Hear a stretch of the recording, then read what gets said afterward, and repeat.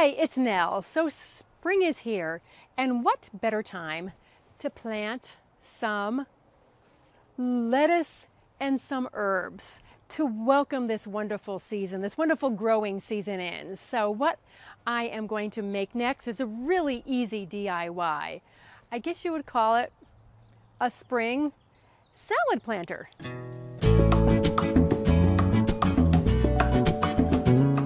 So if you're a beginning gardener or a gardener who's new to growing food, this one is really simple to start out with. It just has, what I'm doing is just a couple of lettuces, a couple of herbs, and then I'm putting in a flower for some show until these really get going. And when you do this, depends on your climate, of course. I live in Tucson, Arizona. It is now March 22nd. So I could have actually done this a while ago. It would have been, I could have done it like at the end of, the end of February, but I'm doing it now. So for you, this might be a project that you do closer to the beginning of May, depending on your climate zone. And I'm going to use this container here, which has an inside diameter of 14 inches, which is plenty big enough. You could do it in a bowl, even like a 12-inch bowl or a rectangular planter. They don't root really deep. They don't need tons of room, so you can actually plant them in pretty tight. So this is obviously the pot that I am using. As you can tell, it's pretty tall, but it's already in the 80s here. So I don't want to use a really shallow bowl. I do have a 14-inch bowl, but I am going to have to water that more because it's just going to get hotter and hotter here. So I have it filled up to about here with organic potting soil. It's a very rich soilless mix, very well suited for vegetables, herbs, houseplants, that kind of thing. And then I have a nice rich dark compost here. It's a local organic compost. So I'm just going to go and mix that in here just on the top, because as I said, these aren't going to root really deep, so I didn't want to have the compost all the way down here. Don't need to. Okay, so I've got these propped in here. I think the red leaf lettuce is so beautiful. Oh, such a pretty plant. And if you have never taken a plant out of a pot before, you squeeze the pot and then just bang. And these have a nice root system. So for this, because it was actually in a pot, I just needed to dig down a little bit deeper and get that in there. There we go. Beautiful.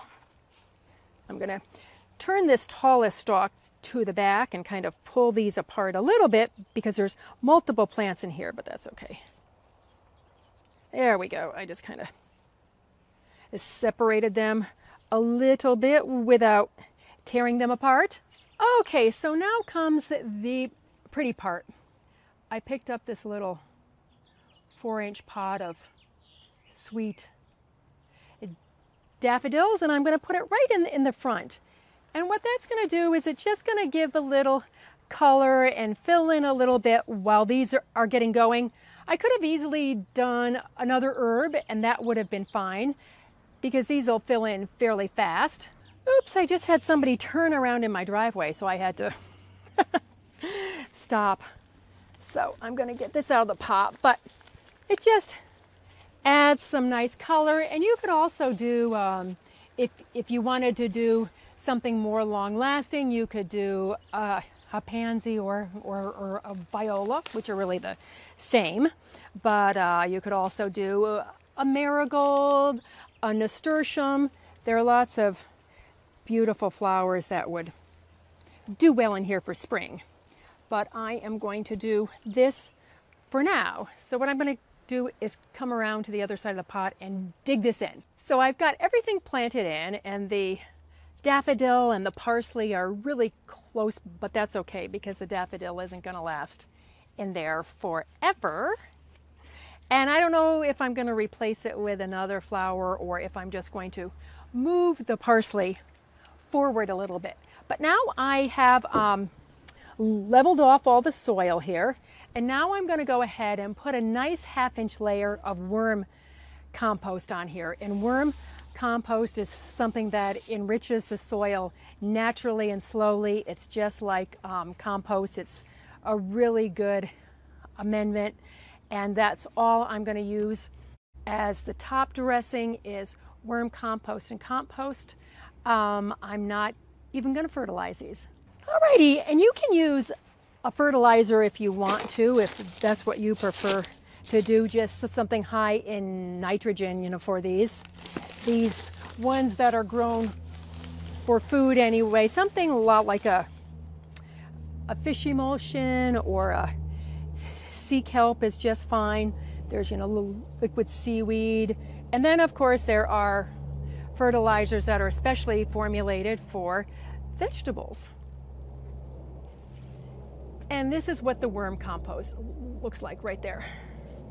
So I'm going to go ahead and do that, and then I'm going to put about an inch layer of compost on the top.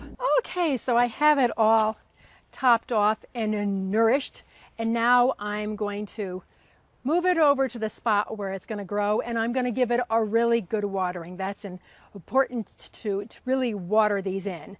And as I said, I used parsley and basil. And speaking of the basil, I keep on brushing it back here, and it smells so good because it's a warm day.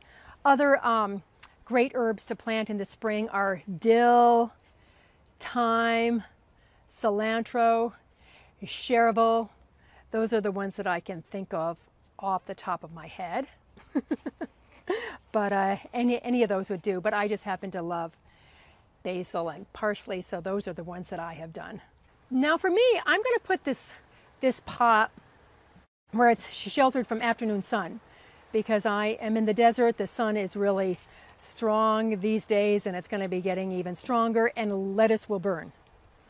And so even basil in June here, when it's really, really hot, it's not good to have it in the full sun. So mine will go in part sun. But if you're someplace cooler where you have cooler sun, then this can easily take full sun. So it just depends on your zone. And also there are some lettuces that are more heat tolerant than other ones are, because lettuces don't like it really, really hot. I'm sure you've left your lettuce out on the counter and it's just going, eh. Yes, well, it'll do the same in strong all day sun. So just sort of, know where your pot is going to go, and then you can plant accordingly to your zone. And the good thing about a container too is if it's earlier in spring, and of course the sun is not as strong, you can have it in full sun. And then as it's getting closer to summer, and if everything is still going, if you haven't harvested everything, then you can move it to a little bit shadier spot. Oh, and by the way, this is a great project to do if you just have a balcony or a very small space, or even if you have a big garden, you could do this right outside your kitchen door, because it would be so handy to have this here. And I'm going to list the advantages to growing food or starting food in containers in the blog post. The link to that will be down below. So because the things that were grown hydroponically look a little bit sad, I had them out on my patio table for a couple of hours, and they weren't in the sun, but they drooped a little bit. So I want to wait a few days, and then I'm going to come back and I'm going to show you this pot after it has perked up, how it looks. Here's a view so you can see what it looks like looking down on it. Everything looks great. Look at how that parsley perked up. And there's that yummy romaine. So I hope you have found this easy planting DIY to be helpful. And in a month or so, I'm going to find it very helpful, because I'm going to be harvesting this. Yay, I can't wait. But come back, because I have a lot more videos coming your way. And I thank you for all your likes and your subscribes. I really appreciate them. Now let's get out into the garden or to our container gardens and make our worlds a more beautiful place. As always, I thank you so much for watching, and I'll catch you in the next video. Bye.